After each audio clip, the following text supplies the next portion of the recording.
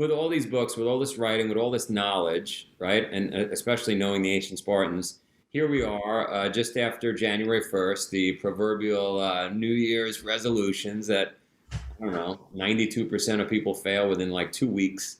Whether it's training or whether it's a pursuit in the arts or an entrepreneurial venture or whatever it is, it's a lifelong pursuit.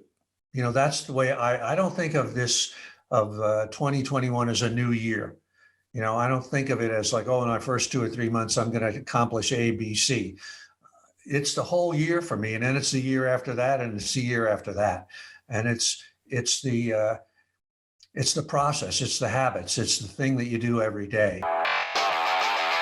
Welcome to the Spartan Up podcast with Joe De Sena, founder and CEO of Spartan Race. We are talking about overcoming obstacles. The same way we teach people to get over obstacles on the course, we will teach you here on the Spartan Up podcast to get over obstacles in your mind.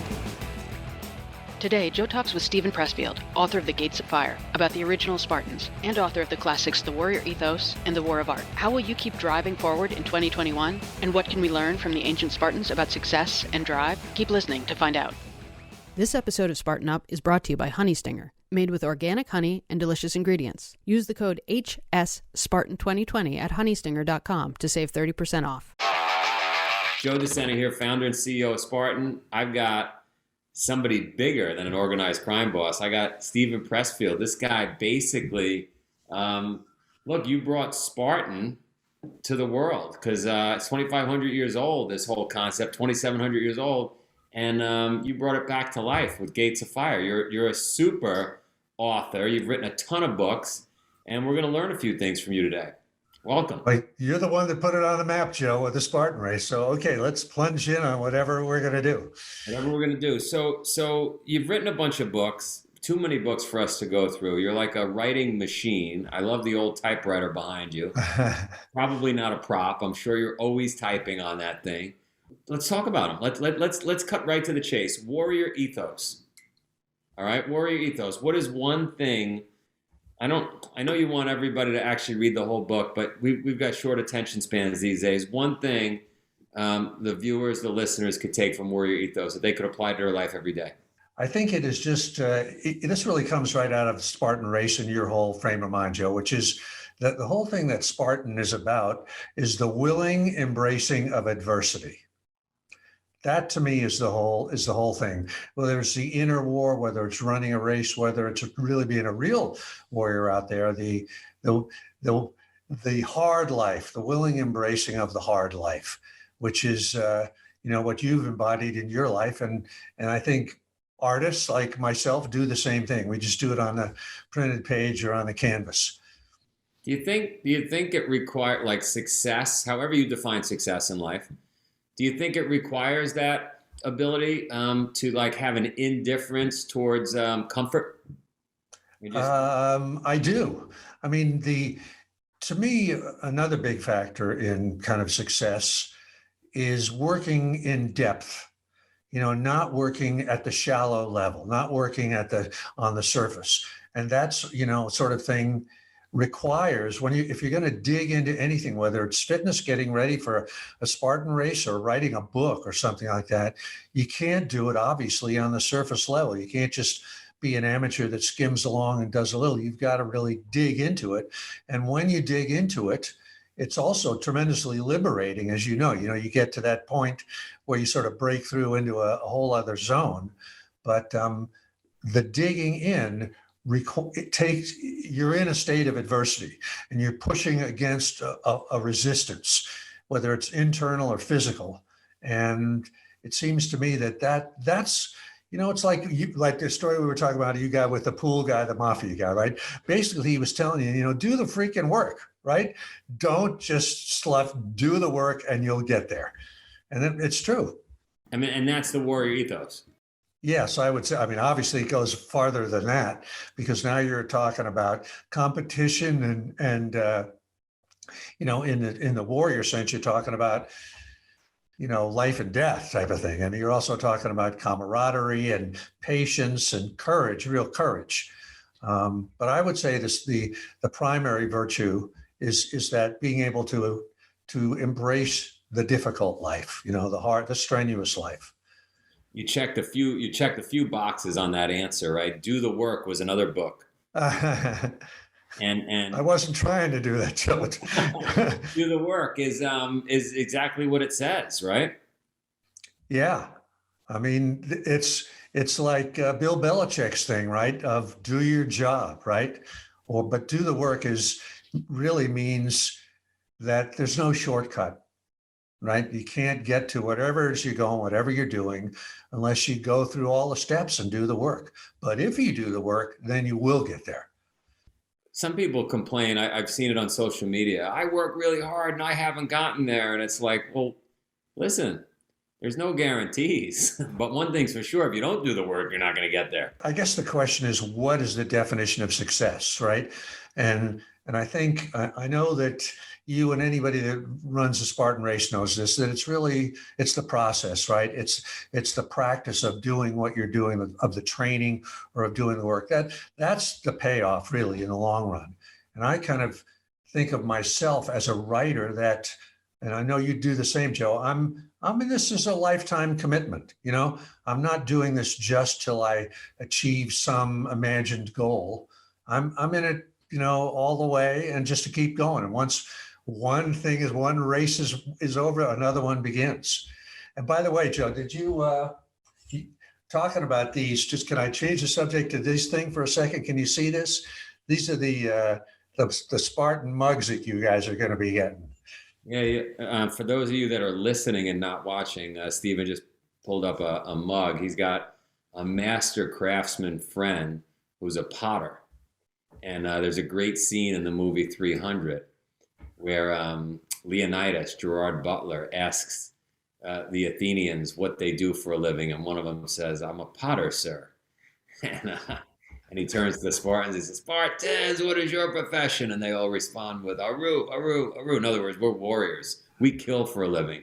We don't do pottery. But Mr. Pressfield has a friend who's a potter, probably a warrior potter, and he's going to send 5 or 6 of those. Yes.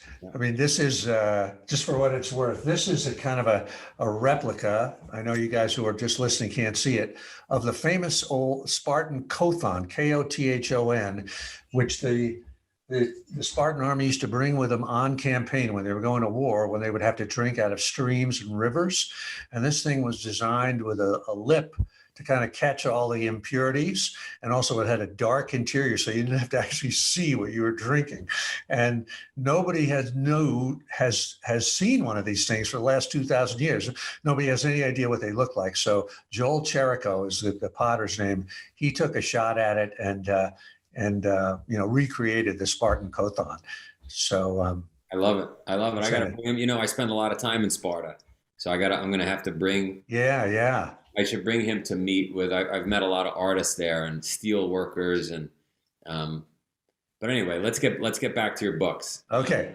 Turning pro. Again, you touched on it when we talked about Warrior Ethos. The concept of turning pro is it absolutely applies to training or racing or anything. It's like, to cite another book, Joe, The War of Art, my book, The War of Art, which talks about this force that I call resistance with a capital R, which is that negative force of self-sabotage, that makes you, like on a morning when you have to train and you hear that voice in your head that says, I'm not going to do it today. It's too cold. I can't stand whatever. And the question kind of was, if there is this negative force out there called resistance that we all face, how do you overcome it? And my way, the thing that worked for me was an attitude change of, instead of thinking of myself as an amateur, meaning somebody that when adversity strikes, I quit. I'm a weekend warrior. I'm not in it for the long haul. I'm not showing up every day, that kind of thing. Changing my mindset from amateur to professional. And that's what the idea of turning pro is all about, that when we start to think of ourselves as professionals, we think of ourselves like Michael Jordan or Kobe Bryant or somebody like that. And if we're hurt, if we've got some injury, we play hurt. and we show up every day and we do the work. And that to me is at least what worked for me to get me over the hurdle of that self-sabotage, that voice of resistance in my head. I think it's powerful. I think in the morning when you don't have that motivation, 5 a.m., you got to wake up to do the workout. You got to say to yourself, do you want to be a pro or you want to be an amateur? And some of our great sayings in Spartan, I like to tell kids and people that are, struggling with doing the work. I say, tape it up. Oh, I'm hurt. Tape it up. I can't go anymore. Are you pissing blood? Like, professionals will take it to a point where they're pissing blood. Yeah, it's like that. There was that great scene in Ford versus Ferrari. Did you saw that, right, Joe?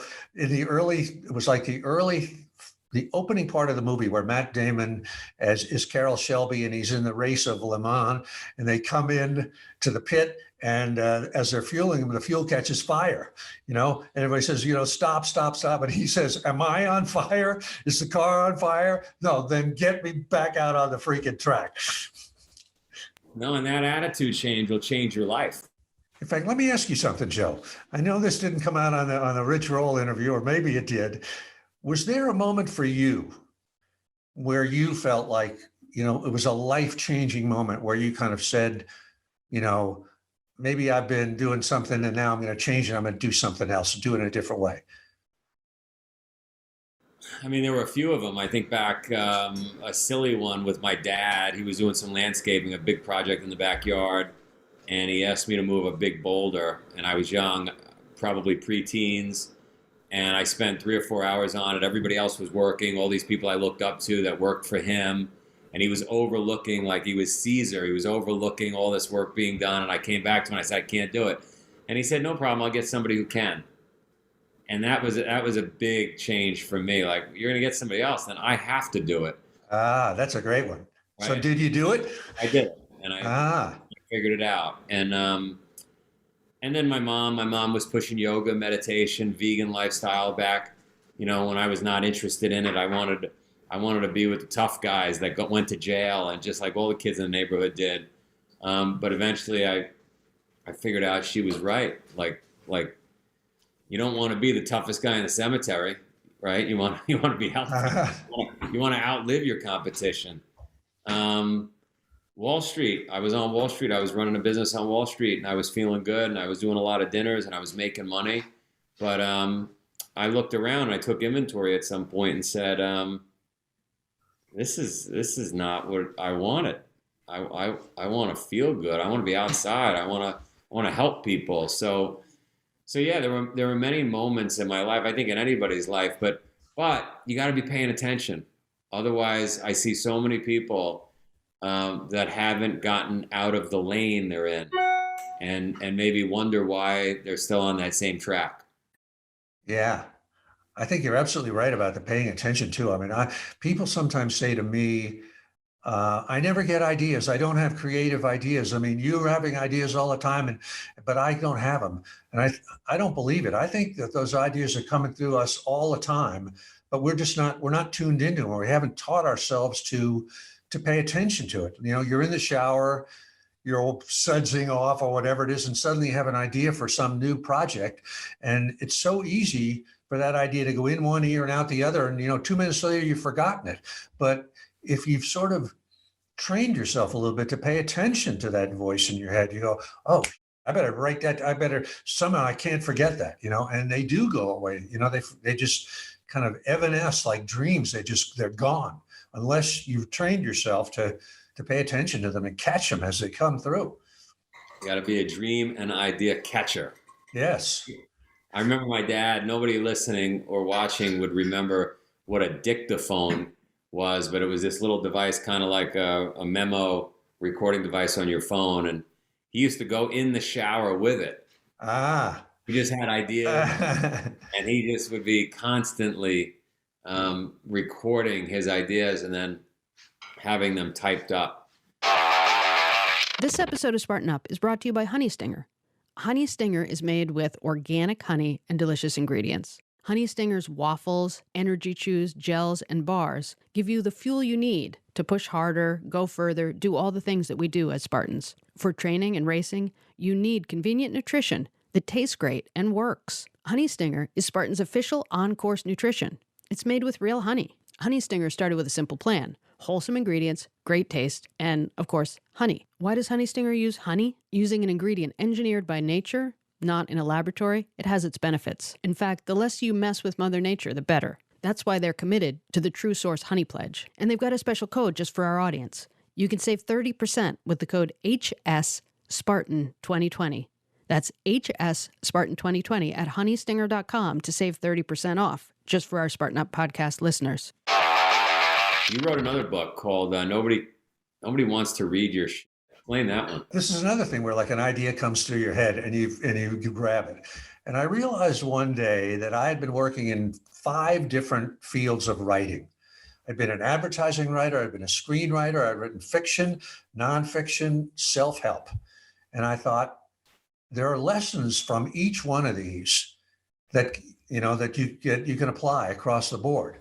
So I thought, let me just write a book where I put down like my time in advertising, what I learned there, or my time as a screenwriter, what I learned there, and how they all kind of feed into each other. And the title of the book, Nobody Wants to Read Your Shit, is like sort of the number one lesson that any writer or any creative person needs to know, which is that nobody cares about the stuff that you think is so great.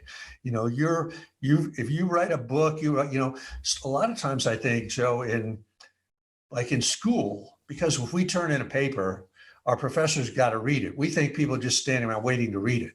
Whereas one of the things you learn in advertising when you're writing ads or commercials is that people have a remote and they're going to click through that commercial. They're going to turn the page. They hate what you're going to tell, what you're trying to sell them. They don't want to hear it. So the answer to that is whatever you write or whatever you put out there has got to be so compelling or so original or so, whatever, so funny, so sexy that people will listen to it. And you just cannot, you sort of realize that the writing or reading experience is a transaction. And the reader is giving you their attention, which is tremendously valuable stuff, right? Their time and their attention. And you've got to make it worth their while. So you can't put out some crap. Nobody wants to read your They want to read your great stuff. They don't want to read the ore. They want to read the gold. Yeah, I mean, it applies to all, like in life, I feel like we're always selling, right? We're selling our ideas, we're having conversations, and it applies to that as well, right? Right? Like if you're talking to somebody, if you're curating content, get it right. Because people have their own shit to worry about. Yeah. All right. What's the next book? Well, obviously you wrote the one we spoke about earlier, the one that's most critical here, Gates of Fire, and every Spartan in our community should read that book. And that's basically the Bible. Well, it certainly was to me when I wrote it. It was kind of a life-changing thing for me. Was that the first book? What was the first book? The first book was Legend of Bagger Vance, a golf story that became a really crappy movie, but was a really good book. No, but Gates of Fire was the second book for me, and that was a good one. I've written. I think I talked to you about it. I've written. You haven't seen it yet. No one's seen it. A fiction book about ancient Sparta. I gotta talk to you about it at some point. Hey, I take my hat off to you, Joe. That takes some guts to do that. What was your inspiration for that? Why did you want to do that? It popped in my head in the shower about 6 years ago. What if there was this other thing going on in ancient Sparta? What if they had these capabilities? What if they and when I would do, I do these long 50-mile, 100-mile runs, and I have lots of time to just think. And I was on a run, and I had the germination for this idea. And it's a funny story. I was about 18 miles into this run, and we had to make it to like mile 21 by a certain time. Otherwise, we're going to be pulled from the course. And I'm not in the shape I used to be in, so it didn't look like I was going to make it. And part of me was happy. Like if I get pulled, I don't have to kill myself, Uh, right? But I came upon this woman who had just fallen on the ground, and we discussed how much time was left to make it to this 21-mile mark, and it looked like neither of us were going to make it. We were both kind of happy, but we were pushing each other a little bit. Turns out she was a cancer survivor, and she had breast implants, and and the story was pretty heart wrenching, and it was like, you know what, we got to make it. And so we picked up the pace, and it turned out we were wrong. There was no cutoff. oh. So we were together for another 79 miles. And we just dreamed up. I just started talking to her about the story, and she would say, you know, what if? And so anyway, we got this really cool. I got this really cool. I think it's cool anyway. Hopefully, somebody would want to read this. But Are you still in touch with this lady? No, I don't know if we. I think we were so exhausted when we got to the finish line. She went, you know, to her savior, and I went to my savior, and that was it. But it was fun. It's fun being at war with folks, you know, by your side. Yeah, that is the interesting thing. I've only run 2 marathons in my life, and that the thing that really struck me that I never expected was how you fall in with other people as you go, you know, and maybe you drop out or they pull ahead or vice versa, and it's really interesting because you form a bond and then they're gone. You never see them again. You don't even know their name. They don't know your name.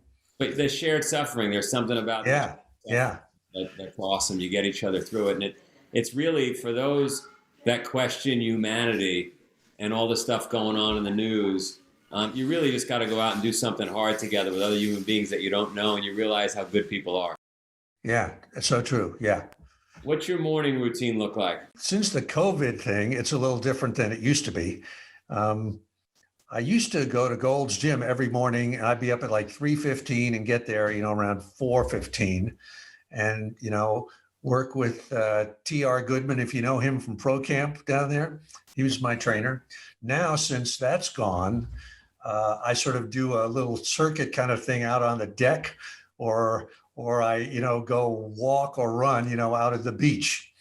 Then I come back and do my correspondence, you know, email, whatever it is that I have to take care of, business stuff, and then start to write usually around 10, something like that. And I work till I'm tired. I always stop when I start making typos, and, you know, I sort of hit a point of diminishing returns, because I find after that, it is diminishing returns. It's all downhill after that. And then, you know, the evening comes these days, you know, Diana and I were pretty much home, you know, we're not going out anywhere. So we've been binge watching Game of Thrones for the last few months. But so that's pretty much my day. It's kind of starts with fitness, you know, goes into the work. And when I'm done and the office is closed, I just kind of stop and tune out, you know, unless some great idea comes passing through. In that case, I grab my little tape recorder here and make sure I get it before it goes away. I love it. Are you an early riser? You get up super early? Yeah, I've always been an early riser. I mean, how early do you get up, Jim? I'm a 5 a.m. guy. And I'd be lying to you if I said it wasn't a struggle every day. But this morning, for some reason, I woke up at 3 a.m. and I said, I got to go back to bed. I got a free 2 hours I could sleep, and I couldn't go back to bed. But I've always been, when the light hit I just have to get up. I don't know. I feel like I'm missing out on life. Yeah, I'm the same way. And I love being outside somewhere when the sun comes up, you know, that great half hour, you know. A lot of science behind that we need that. Let's touch on one more really important thing, which is you studied ancient Sparta for quite some time on that second book, Gates of Fire.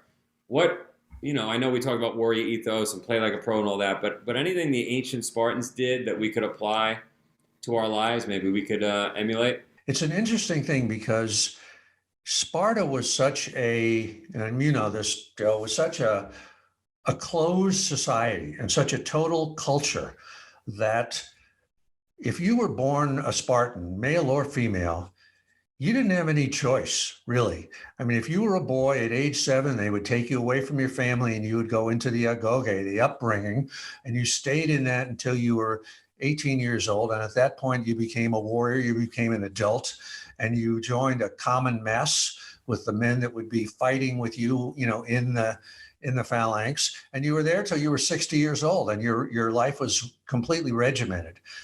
Whereas for people like us and people that are running Spartan race, the whole difference is that each one is doing it as an individual. I mean, and we, you and I and everybody in this has to self-motivate. Like when you were saying 5 o'clock comes around, the alarm goes off. How am I going to get up out of bed? So it's a kind of a different mindset for them. I think in many ways it was easier because it was so much social pressure on them and also social reinforcement. When they did good, when they did something good, they were rewarded right away. The whole society was with them. But the one thing I guess I would say was that they were a society, Lycurgus was the founder of the society way back when. And one of his, I mean, I could talk for a long time about this. Stop me, Joe, when I'm starting to ramble. But one of the things that he did was he outlawed money. And the reason he did that was he wanted to create a society where everybody was an equal. And nobody could say, well, I got more money than you, so I'm better than you. Or where somebody would pursue some kind of shitty enterprise to try to get rich. And instead, what Lycurgus hoped they would do, they would pursue virtue.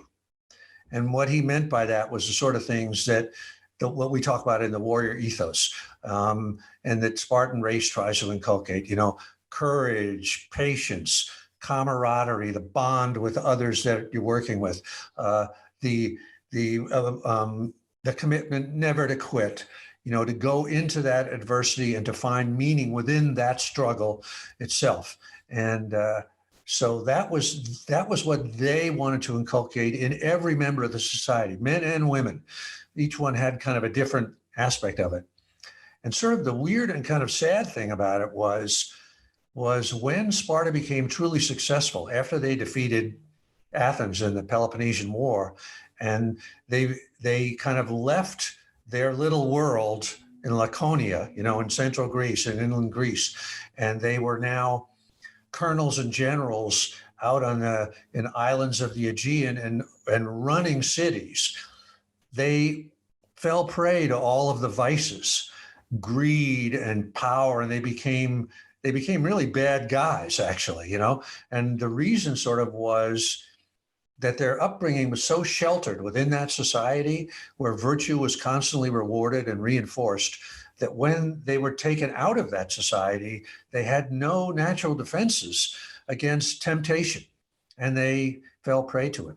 Whereas for you and me, and for us in the modern world, and people that are in the Spartan race, sorry if I'm talking too long here, Joe, but we have to bring it as individuals, that commitment, whatever it is, and in many ways, I think our guys are stronger than Spartans were, real Spartans were, because we've had to resist those temptations our whole lives and resist them as individuals, to self-motivate, self-validate, self-reinforce, and that to me is what it's really all about in a modern society, and of being a real citizen and doing, what you're supposed to do and not going off the track as a lot of people are doing these days. Yeah, I've seen it happen up in Vermont. We had a community of folks that were very sheltered and very secluded, and like you described, the Spartans.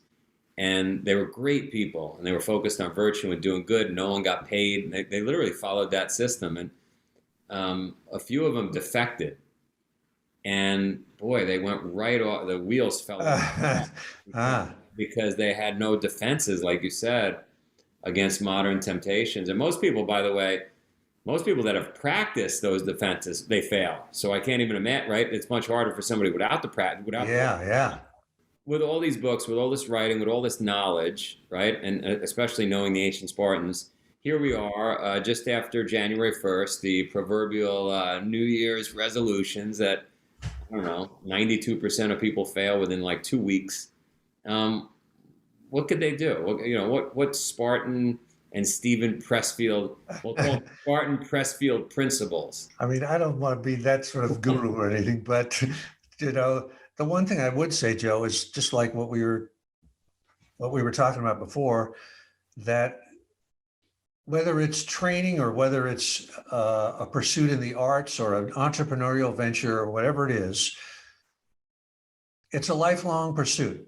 That's the way I don't think of this, of 2021 as a new year.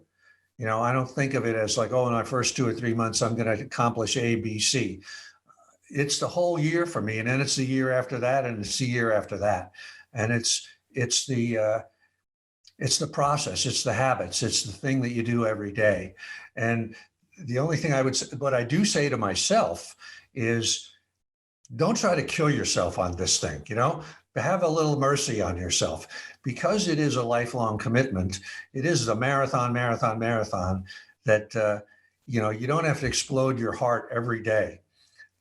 It's more of a long, of the steady pressure over time, and just staying at it, staying in the groove. If I can say one other thing, just for me as a writer, and this might not apply to people training or anything like that, but I'm a believer in the muse, in the goddess, right? In the goddess that provides, inspiration and kind of tells me whatever the next project's going to be. And my resolution for every year is just to follow her. And if she tells me to do, this, whatever thing it is, I'm going to do it, and that's my thing. That's my thing for the new year.